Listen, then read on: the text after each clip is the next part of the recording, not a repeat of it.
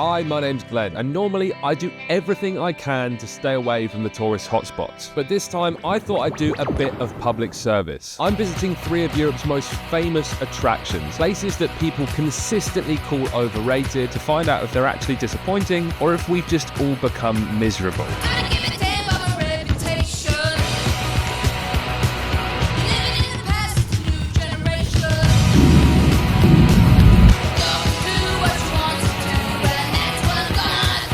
Touchdown, I have made it to Pisa to see if this is one of those places that's deserving of a top spot on my list of Europe's most overrated attractions. And I bet you can guess the attraction I'm here for. That's right, I'm here to see the Leaning Tower, something that if built today, probably wouldn't pass building inspections. But alas, to keep things fair across the 3 attractions I'm visiting, I need a scoring system. So that's why I'm rating it on 3 things: the experience, the crowds, and the value.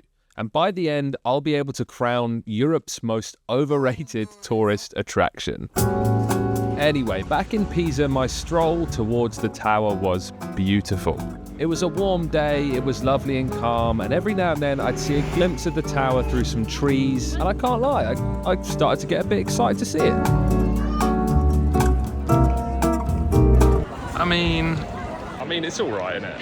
Well, that optimism lasted long, didn't it? For clarity, I'm here on a random Tuesday in the back end of April. This is just a normal-ish crowd on any sort of weekday morning, is what I'd imagine it to be. The big thing that stood out to me was how many people were taking those funny pictures of trying to hold the tower up and basically just there for a bit of a shoot for Instagram, which, of course, could never be me.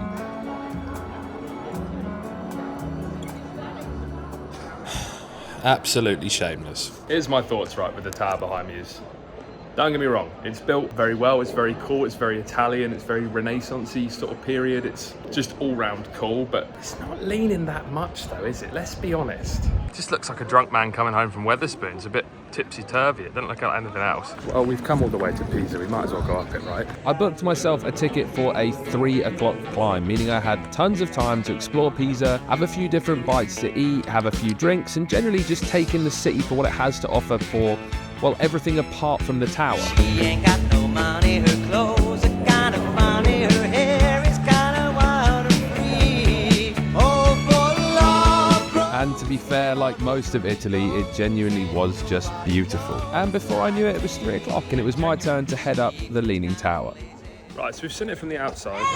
I've now paid €20 to go in and up it, so let's see if that's worth it or not. 57 metres, I've not got a good vibe. There wasn't exactly anything to marvel at on the inside. It was just like being in, I don't know, a tunnel but upright instead of lengthways. And then you're just steps up until you get to the top of the tower. I know I've had a few beers, but she got this because of the leaning. I do feel a bit pissed. I'm a lucky fella, I just gotta tell her that I love it endlessly. Oh, for love grows where my rosemary goes, and nobody knows like me.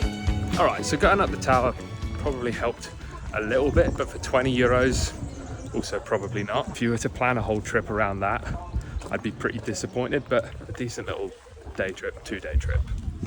Okay, so quick fire scores, with 1 being terrible obviously and 5 being fantastic. So experience for this one, I'm going to give it a 2 out of 5. Didn't blow me away. Crowds, I'm going to give it a 3 out of 5. I went on a weekday, I understand that, but even on a busy day, I still think you'd have enough space to do what you want to do. On value, I'm going to give it a 4 out of 5. The ticket's €20, too expensive, but you don't actually have to pay to see the thing in the first place, so really good value if you ask me. Whilst I've got you here, if you could please subscribe to the channel, I would appreciate that a lot. Anyway, about to get my shuttle back to the airport and then on to our next location. Wonder where it could be. Bonjour, I'm in Paris, as you can see, and the weather's a touch different here to in Pisa, but the good news is I'm not here for this guy behind me.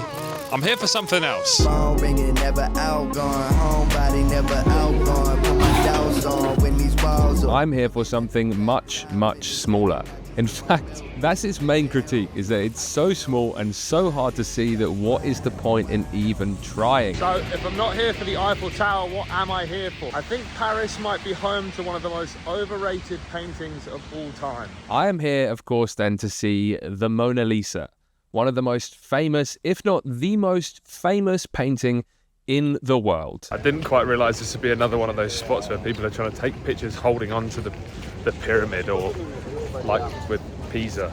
The Mona Lisa then is held in the Louvre Museum, which happens to be the world's largest and most visited art museum, meaning unlike Pisa, you can't obviously just rock up and see the tower and buy a ticket on the day. You have to think about these things in advance. This then means it comes with one of the worst things out there: queues, and big ones as well. So obviously I pre-booked a ticket before coming because, well, I did a bit of research, but this is the most mental queue I've seen.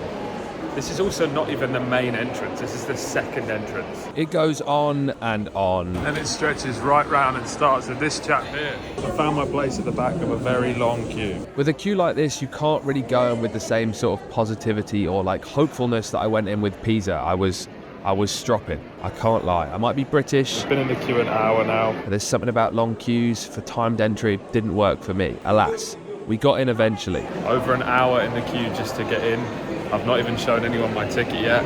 And then, of course, there'll probably be a queue for the Mona Lisa as well, so it's not giving good vibes.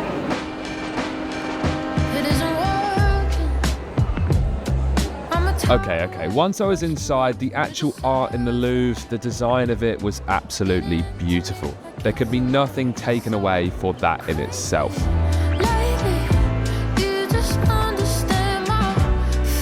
But we weren't here for that, we were here for the Mona Lisa. And before I knew it, I'd stumbled across her. The room was absolutely jam-packed, with people pushing each other out of the way to sort of try and get inches closer to what is quite frankly a tiny, tiny painting behind bulletproof glass, and you can't really get closer than maybe 30 feet away. So there it is. There. It's a bit mental to me that that's what all the fuss is about. Just for contrast as well, you've got the Mona Lisa on that side, and then if you turn around, you've got one of the biggest paintings I've ever seen in my life in ridiculous detail.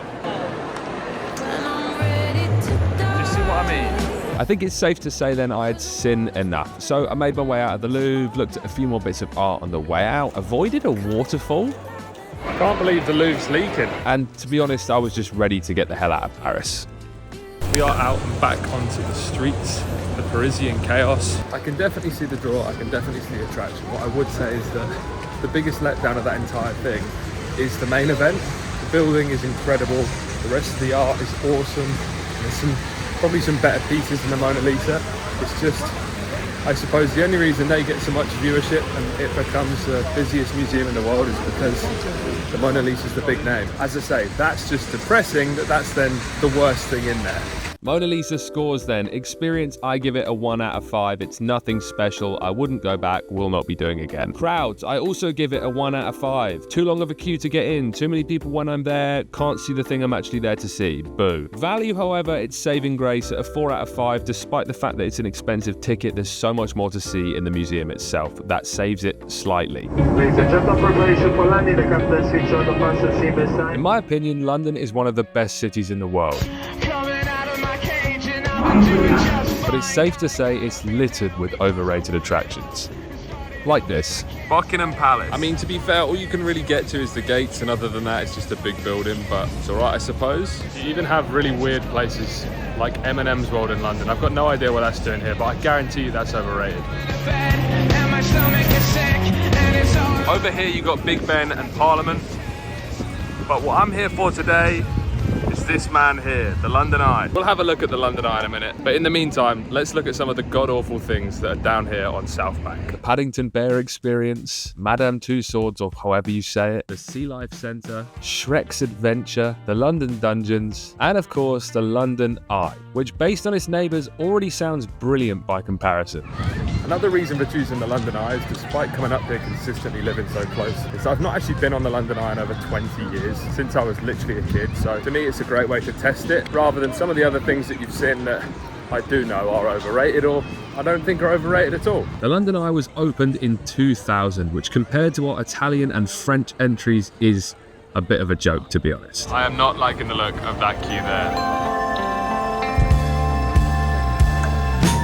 pods on the eye aren't too cramped at all, and actually have aircon as well, so it's not like you're in a total greenhouse, even on a warm day like I was. The full ride is about 30 minutes or so, with plenty of time to take in all the angles of the 360 view. Well, I'm sorry to report that that was exactly as underwhelming as I imagined it to be.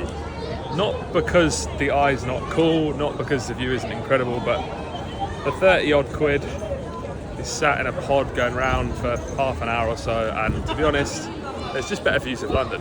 To be fair, now that I'm off, the queue has dropped dramatically. Okay, back home then, we've got the London Eye. I give this an experience of a 2 out of 5, nothing crazy, and there's definitely better places to see an aerial view of London. Crowds, I give a 3 out of 5. It's a touch busy, you get a pre-booked ticket, but you're in pretty quickly, unlike the Mona Lisa where you spend hours waiting. And value, I give it 2 out of 5 at 30 odd quid, not very cheap. Again, better places to see a view from London, but it could be way worse. There we have it then, people. According to my super scientific days out, I've deemed the Mona Lisa to be the most overrated European attraction. Why don't you check out one of these other videos on screen and make sure you subscribe to the channel. Thanks very much, and I'll catch you in the next one.